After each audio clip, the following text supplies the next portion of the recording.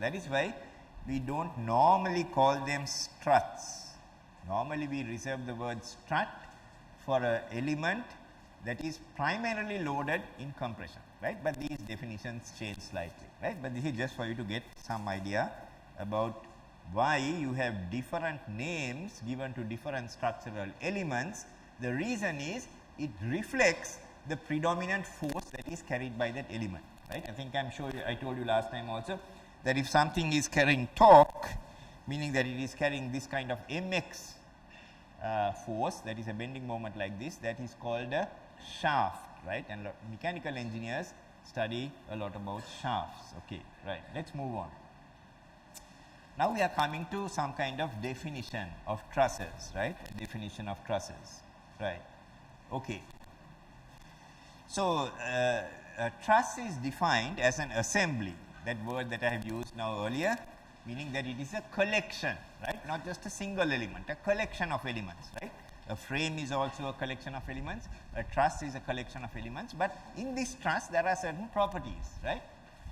It is used to span long distances, like I said, and this word idealized, I will come to this word idealized later on also, right? Idealized means we make some assumptions, right? We make some assumptions. And these may not be perfectly correct in real life, but they are correct enough for us to be able to assume them, right? So we say that they are connected by frictionless pin joints at their ends, and they develop only axial forces. So now in this kind of element you will have bending moment, right? Bending moment and shear force, right? It can have some axial load, but like I told you, you know, in this kind of situation where you just have vertical supports and vertical loads, there will be no axial forces in this element, right? But in this kind of thing, you will have only axial forces, no bending moments and no shear forces, right, in these, right?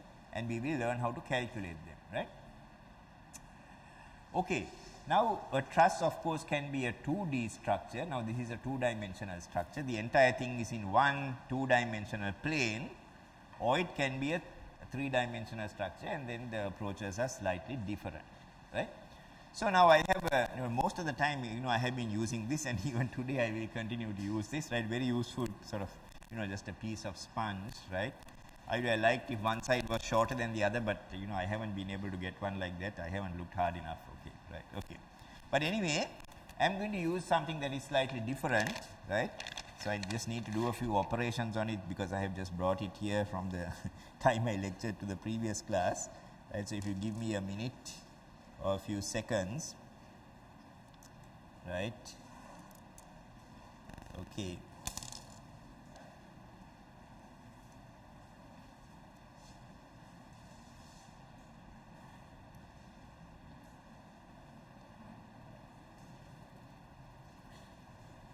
T, right? But well, I haven't been able to get hold of a bigger one. So anyway, since most of the time I walk around the class, you know, I will continue to walk around. So you can see now these are just two handles, right? Assume that these are two handles. These are 4 elements, right? Now they are connected by what are called frictionless pin joints, right? So what I'm saying is, you know, you can tighten this a bit, right? And you can try to make sure that it does not change shape by making this very tight, right? That is by using friction. But even though you use that friction, generally speaking, they are free to move like that, right? So we assume that they are frictionless pin joints, right? Now in the real world, it will be very difficult to find a frictionless pin joint, right? But we can assume that they are frictionless pin joints like this, right? So it is free to move, right? So the other thing, of course, you can see that, you know, this is there in your next slide, right? So this is just a single pin connecting these 4 elements. That this kind of assembly, right, is not stable. It can change its shape very easily, right? It can change its shape very easily. So this demonstration will lead me on to the next slide, right? Okay. So here we talk about the fact that it requires 3 external reactions for equilibrium, right? So we are looking at external reactions there, but most of the time we are looking in this course at internal forces, right? So let's move on to that.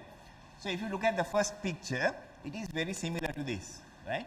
So this is unstable. It's not called a structure, right? It's sometimes maybe you can use the word mechanism, right? That's a technical term to say that it's unstable, right? So now, if you look at what I have, right? What can I do to make it stable, right? What can I do to make it stable? What will you say? What can I do to make it stable? Yes, you have an answer. Yeah. Okay. What's your name and tell? No, it's okay. Say what you will do, because it's important the words you use to describe it also. Yeah. Oh, use the diagonal, right? Okay. So that's okay. So you're saying add another member to the diagonal like that, right?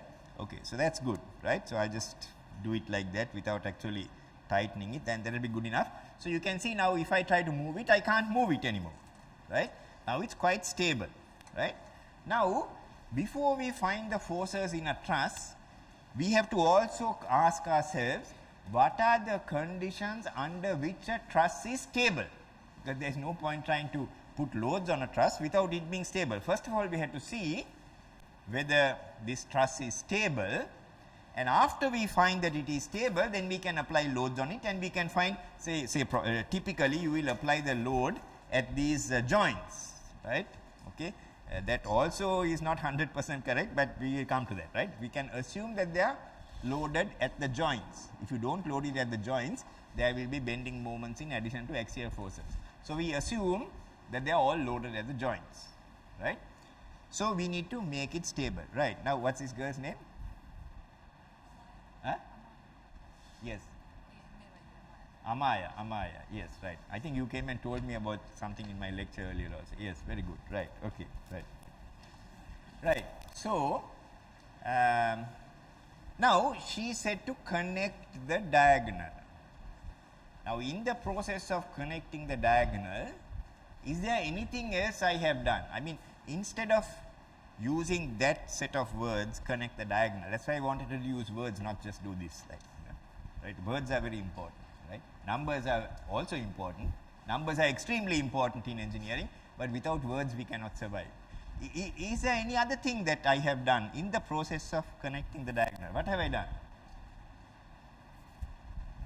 What have I done? Somebody at the back, what have I done here? I have connected the diagonal. How else will you describe this? Yes, you want to have a go? You want to have a go? No? How else? What else have I done?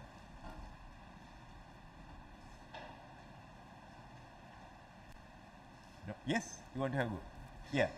Why don't you try? No, you don't know. Right, okay, that's fine. Okay, talk to your friends and tell me. Talk to your neighbor and tell me. What else have I done? You can see it, it's in front of your eyes. Is this girl maybe? Yeah? No?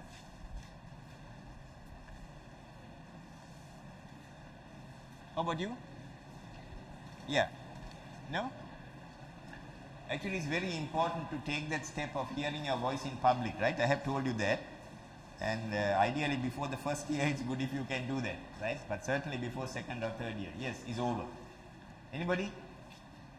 What have I done?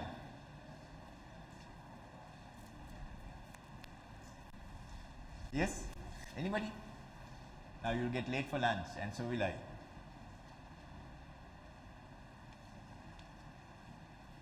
You want to? This girl in the corner here? Yeah? No?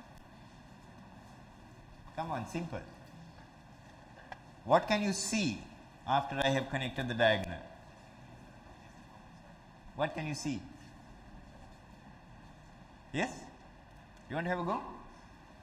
No? Why? What have I done here? What can you see? Oh, excellent, excellent. I have created two triangles. What's your name? Aruna. Yeah. So how many of you thought triangles? How many of you thought? How many of you thought triangles? Okay. What does it take to get you to raise your hands? I don't know. Right? Okay. Right. Okay. Now let me ask you another question. How many of you say, now you have to raise your hands for